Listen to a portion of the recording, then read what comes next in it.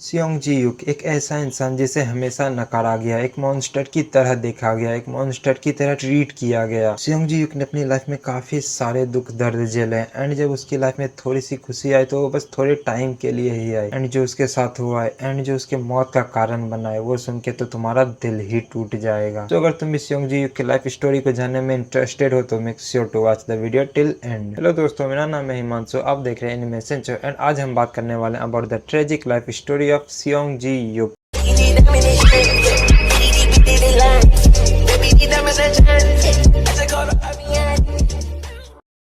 सियोंग Ji Yuk एक ऐसा बच्चा जो कि पैदा होता है दोनों हाथ में एक्स्ट्रा फिंगर और दोनों पैर में एक्स्ट्रा टोज लेकर, जो कि आगे चलकर उसके अबेंडनिंग का कारण बनता है क्योंकि उसके पेरेंट्स उसको एक मॉन्स्टर की तरह देखते थे, वो भी बस इसीलिए क्योंकि उसके पास एक्स्ट्रा टोज और एक्स्ट्रा फिंगर्स थे। उसे एक श्राप की तरह देखा जाता था। There was no one who understand Seong Ji Yuk जब तक कि उसकी लाइफ में एक इंसान की एंट्री नहीं होती एंड वो इंसान होते अपने विंजिन के बाबूजी म्यूजिन जिन। म्यूजिन जिन वो पहले इंसान थे जो सियोंग जी युक को एक पर्सन की तरह देखते हैं, ना कि एक मॉन्स्टर की तरह। वो सियोंग जी युक को अपने साथ ले जाते हैं और उसका काफी ख्याल रखते हैं, उसे खाने के लिए खाना देते हैं, रहने के लिए जगह देते हैं, उसे लड़ना भी सिखाते हैं। एंड इस पॉइंट ऑफ टाइम पर म्यूजिन जिन सियोंग जी युक के लाइफ का काफी इंपॉर्टेंट हिस्सा बन चुके होते हैं, एक ऐसा हिस्सा जिसे कि सियोंग जी युक अपने आप से कभी अलग ही नहीं करना चाहता था क्योंकि सियोंग जी युक म्यूजिन जिन के साथ काफी सेफ फील करता था। एंड इसका प्रूफ हमें एक इंसिडेंट के द्वारा दिया भी गया है। वेल तो देखो, होता है ऐसा है कि म्यूजिन जिन के पास होता है एक रेड पेपर जो कि जापानीज टेक्स्ट में लिखा हुआ था एंड क्योंकि म्यूजिन जिन को जापानीज नहीं आती थी इसलिए वो सियोंग जी युक को बोलता है कि क्या तुम्हें जापानीज आती है, अगर आती है तो तुम मुझे ये पढ़ के बताओ कि आखिर इसमें क्या लिखा हुआ है। बट अपने सियोंग जी युक को तो जापानीज आती नहीं थी, बट इस टाइम पर वो ये भी चाहता था कि म्यूजिन जिन उसे छोड़ कर ना जाए, तो इसलिए सियोंग जी युक यहाँ पर म्यूजिन जिन को एक झूठ बोलता है कि उसे एमनीजिया है। एमनीजिया में होता ऐसा है कि तुम्हारा मेमोरी लॉस हो जाता है, तुम अपने लाइफ के कुछ पार्ट भूल जाते हो। एंड सियोंग जी युक ऐसा इसलिए बोलता है क्योंकि उसे पता था कि अगर उसने सच बोला कि उसे जापानीज नहीं आती तो म्यूजिन जिन छोड़ के चला जाएगा एंड अगर उसे जापानीज आती भी होती तो एंड अगर वो जापानीज पढ़ के बता देता कि इसमें क्या लिखा हुआ है तो तब भी म्यूजिन जिन उसको छोड़कर चले जाता। क्योंकि म्यूजिन जिन सियोंग जी युक के पास रुका हुआ ही इसलिए था क्योंकि उसे जापानीज नहीं आती थी एंड वो जानना चाहता था कि आखिर इस रेड पेपर में क्या लिखा हुआ है। एंड सियोंग जी युक के पास एक ही रास्ता बचा हुआ था जिससे कि म्यूजिन जिन उसे छोड़कर नहीं जाता एंड उसने वही रास्ता अपनाया, जिसकी वजह से कि म्यूजिन जिन कुछ दिन रुका भी सियोंग जी युक के पास वो ट्रांसलेशन जानने के लिए। बट जैसा कि मैंने तुम्हें इंट्रो में बताया था, सियोंग जी युक के लाइफ में ज्यादा दिन खुशी टिकती ही नहीं, इसलिए कुछ टाइम बाद सियोंग जी युक को बिना बताए म्यूजिन जिन उसे छोड़कर चला जाता है। एंड नहीं, इस टाइम पर उसे ट्रांसलेशन भी नहीं पता चला था एंड उसे रेड पेपर से ज्यादा फर्क पड़ता भी नहीं था, इसलिए वो रेड पेपर और अपना सारा ट्रेजर सियोंग जी युक के पास छोड़कर चला जाता है। बट सियोंग जी युक को तो इन दोनों से कोई मतलब ही नहीं था, उसे मतलब था म्यूजिन जिन से। एंड यहाँ पर सियोंग जी युक फिर से अकेला पड़ जाता है। सियोंग जी युक को पहली बार एक ऐसा इंसान मिला था जो इसे इंसान समझता था एंड वो भी उसे छोड़कर चला जाता है। Seong Ji Yuk was the most unluckiest guy in Lookism I think. And मैं ऐसा बस इन इंसिडेंट को लेकर नहीं बोल रहा, मैं जो तुम्हें आगे बताऊंगा वो सुनकर तुम्हें पता चल जाएगा कि आखिर सियोंग जी युक कितना ज्यादा अनलकी था। एंड जब म्यूजिन जिन उसे छोड़कर चला जाता है तो सिन म्यूंग के आदमी उसको पकड़ लेते हैं and sin Mueang literally सियोंग Ji युक को एक सेक्रीफाइस की तरह इस्तेमाल करता है। सिन म्यूंग और चुन लियांग के लोग उसे काफी ज्यादा टॉर्चर करते हैं, काफी ज्यादा मेंटली और फिजिकली हैरेस करते हैं। एंड क्योंकि सियोंग जी युक एक सेक्रीफाइस था तो उसे कोई भी अच्छे नजर से नहीं देखता था,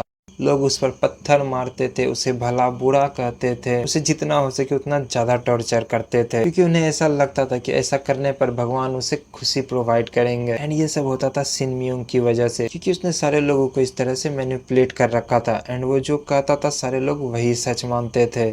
इस सिन म्यूंग की माँ का, इसका नाम सुन के मेरे को गुस्सा आता है। एंड सियोंग जी युक हमेशा टॉर्चर नहीं होता था, उसे ट्रेनिंग भी दी जाती थी क्योंकि आगे चलकर उसे एक यक्षा बनना है। एंड सियोंग जी युक के साथ ये मेंटली एंड फिजिकली हैरेसमेंट काफी टाइम तक चला एंड उन्होंने सियोंग जी को इतना ज्यादा टॉर्चर किया, इतना ज्यादा टॉर्चर किया कि सियोंग जी युक लिटरली पीटीएसडी से सफर करने लगा। पीटीएसडी मतलब post traumatic stress disorder. And जब सियोंग जी युक पीटीएसडी स्टेट में जाता तो उस वक्त वो क्या करता उसे खुद भी नहीं पता होता। एंड क्योंकि सियोंग जी युक को नेक्स्ट यक्षा बनने के लिए ट्रेनिंग दी जाती थी तो वो फिजिकली तो स्ट्रांग हो रहा था, बट जो मेंटली हरेसमेंट उसके साथ हमेशा होता था, उसकी वजह से सियोंग जी मेंटली काफी ज्यादा वीक हो चुका था। उसे लिटरली ट्रॉमा होने लगा था, उसे इतना ज्यादा मेंटली हरेसमेंट किया गया था। एंड सियोंग जी को मेंटली हरेसमेंट इतना ज्यादा किया गया था कि एक टाइम पर वो मानने लगा था कि वो एक मॉन्स्टर है, उसे ये सच लगने लगा था। बट इतना सब कुछ सहने के बाद फाइनली वो दिन आ ही जाता है जब सियोंग जी सिन म्यूंग के चंगुल से बच के निकल भागता है। एंड सियोंग जी के भाग पाने का रीजन था विंजिन। एंड वो कैसे, अगर तुम्हें वो जानना है तो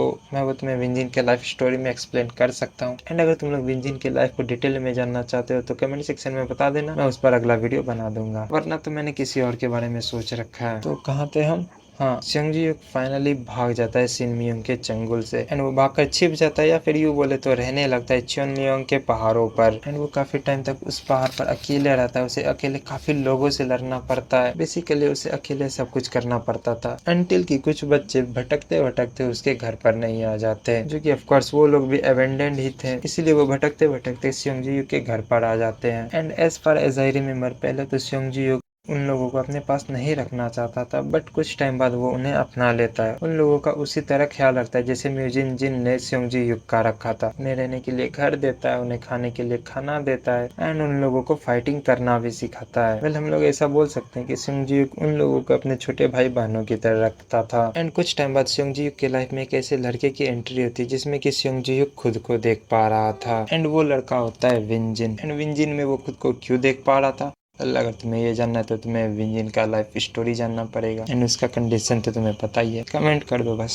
उससे ज़्यादा कुछ नहीं। एंड जब से विंजिन सियोंग जी की लाइफ में आता है तो सियोंग जी कहीं ना कहीं काफ़ी ज़्यादा खुश रहने लगता है। एंड मैंने तुम्हें जैसा इंट्रो में बताया था, सियोंग जी की लाइफ में खुशी ज़्यादा दिन टिकती ही नहीं। एंड जब सियोंग जी को ऐसा लग रहा था कि उसकी लाइफ में सब चीज़ नॉर्मल है, तभी विंजिन अटैक कर देता है सिन म्यूंग पर, जिसको कि बचाने के लिए कि ऑफकोर्स सियोंग जी तो जाएगा ही जाएगा, क्योंकि ऑफकोर्स वो लोग उसके स्टूडेंट्स हैं, तो वो अपने स्टूडेंट्स को नहीं बचाएगा तो फिर किसको बचाएगा। एंड सियोंग जी उसे बचाने के लिए जाता भी है, एंड उन सभी के लिए सियोंग जी सिन म्यूंग के आदमियों से लड़ता भी है। सियोंग जी उन सभी को ओवर पावर्ड भी कर देता है, उन सभी को हरा भी देता है, बट लास्ट में सियोंग जी को सरेंडर करना पड़ता है। एंड उसे ऐसा इसलिए करना पड़ता है क्योंकि सिन म्यूंग के आदमियों ने विंजिन और उसके सारे स्टूडेंट्स को पकड़ लिया था, उन सभी को हॉस्टेज बना लिया था। एंड क्योंकि सियोंग जी को अपने स्टूडेंट्स को बचाना था तो उसे सरेंडर करना पड़ता है। एंड सिन म्यूंग तो यहाँ पर विंजिन को मारने वाला होता है, बट सियोंग जी उसे बचा लेता है, फाइट करके नहीं, उसका सारा पनिशमेंट अपने ऊपर लेकर। सियोंग जी बोलता है कि तुम्हें जो पनिशमेंट देना है मुझे दो, मेरे स्टूडेंट्स को छोड़ दो। एंड भाई इसके बाद जो उसके साथ होता है, सियोंग जी के जो एक्स्ट्रा फिंगर्स और एक्स्ट्रा टोज थे, सिन म्यूंग लिटरली उन सभी को काट देता है। एंड तुम मानोगे सियोंग जी यहाँ पर एक आवाज भी नहीं निकालता, इवन दो उसके सारे एक्स्ट्रा फिंगर और टोज काट दिए जाते हैं, फिर भी सियोंग जी उन सभी को इंड्योर कर लेता है। एंड वो भी बस इसलिए ताकि उसके स्टूडेंट्स ना जग जाएं और वो लोग अपने सेंसे को इस हालत में ना देख लें, बस इसीलिए वो जरा सा भी नहीं चिल्लाता। बट सिन म्यूंग चियोंग तो है ही मादर, वो इतना सब कुछ करने के बाद भी नहीं रुकता। वो सियोंग जी को इतना टॉर्चर करने के बाद भी विंजिन को मारने के लिए चला जाता है। एंड वो विंजिन को मारने ही वाला होता है, but thanks to our first generation kings वो सियोंग जी और उनके सारे स्टूडेंट्स को बचा लेते हैं। एंड जब इस इंसिडेंट को कुछ टाइम बीत जाते हैं एंड सियोंग जी को लगने लगता है कि चलो अब तो सब कुछ ठीक हो गया है, एंड वो फाइनली च्योनलियांग छोड़ने का फैसला भी कर लेता है। मीन्स कि उसे ऐसा लग रहा था कि चलो अब तो सब कुछ ठीक ही है, अब तो कोई गड़बड़ हो ही नहीं सकती, जो बुरा होना था उसके साथ हो गया, अब तो चलो उसकी लाइफ नॉर्मल जाएगी। But the worst part of his life was about to come. Seong Ji को फिर से PTSD अटैक आता है, एंड इस बार तो उसके मेडिसिन भी खत्म हो चुके थे। एंड क्योंकि वो किसी को हर्ट नहीं करना चाहता था, इसलिए वो खुद को एक कमरे में बंद कर लेता है अकेले। एंड थोड़े टाइम बाद वहाँ पर वो बेहोश भी हो जाता है। एंड इसी बीच उसके साथ कुछ ऐसा होता है जो कि वो करने का कभी सोच भी नहीं सकता था। ताइजुन चियोंग जो कि अपने मादरजात सिन म्यूंग चियोंग का बेटा है, वो पहले तो अपने विंजिन की गर्लफ्रेंड के साथ जबरदस्ती करता है, एंड जब वो फिर भी नहीं मानती तो वो उसे जान से मार देता है। अब वो हो जाता है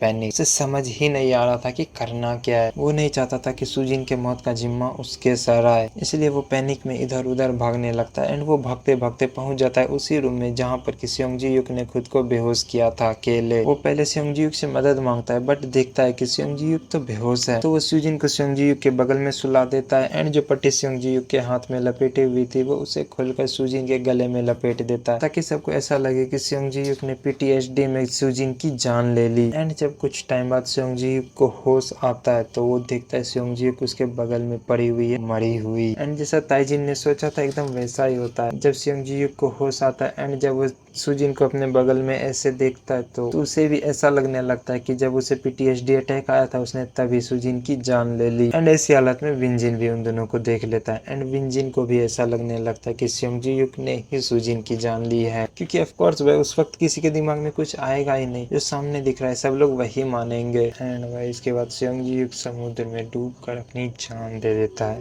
एंड जान देने से पहले भी वो बस यही सोच रहा था कि उसे जब उसके पेरेंट्स ने अबेंडन किया था उसे उसी दिन मर जाना चाहिए था, वो उसी दिन क्यों नहीं मरा। मतलब भाई तुम देखो यार, bro died in the guilt of the crime he didn't even do. भाई किसी के साथ इतना बुरा कैसे हो सकता है। सेयोंगजी को मरते टाइम भी यही लग रहा था कि उसने अपने लव्ड वंस की जान ले ली। अब सेयोंगजी को ये कभी पता ही नहीं चल पाएगा कि he was not the reason behind Sujin's death. उसे मरते टाइम भी यही लगा कि वो एक मॉन्स्टर है, बट सच हमें पता है सेयोंगजी कोई मॉन्स्टर नहीं था, वो एक प्रोटेक्टर था जिसने कि सब कुछ किया ताकि वो अपने लव्ड वंस को प्रोटेक्ट कर सके। एंड सेयोंगजी एक ऐसा इंसान था जिसने कि लुकिज्म में किसी भी कैरेक्टर से ज्यादा पेन का बर्डन कैरी किया, बट इन सब के बावजूद he keeps protecting his loved one. And यही है जो उसे बनाता है the most tragic character in lookism. So next time जब भी तुम्हें ऐसा लगे कि स्ट्रेंथ ही सब कुछ है तो एक बार सेयोंगजी को याद जरूर कर लेना। एंड तब तुम्हें रियलाइज होगा कि strongest people are the ones who suffered the most. And यही था अपने सेयोंगजी का लाइफ स्टोरी एंड अपने सेयोंगजी का कैरेक्टर एनालिसिस। नो मैटर तुम अपनी लाइफ में कितना कुछ झेलो, ये तुम पर है कि तुम कैसा इंसान बनना चाहते हो। Either you want to be a kind or you want to be a monster and it's upon you.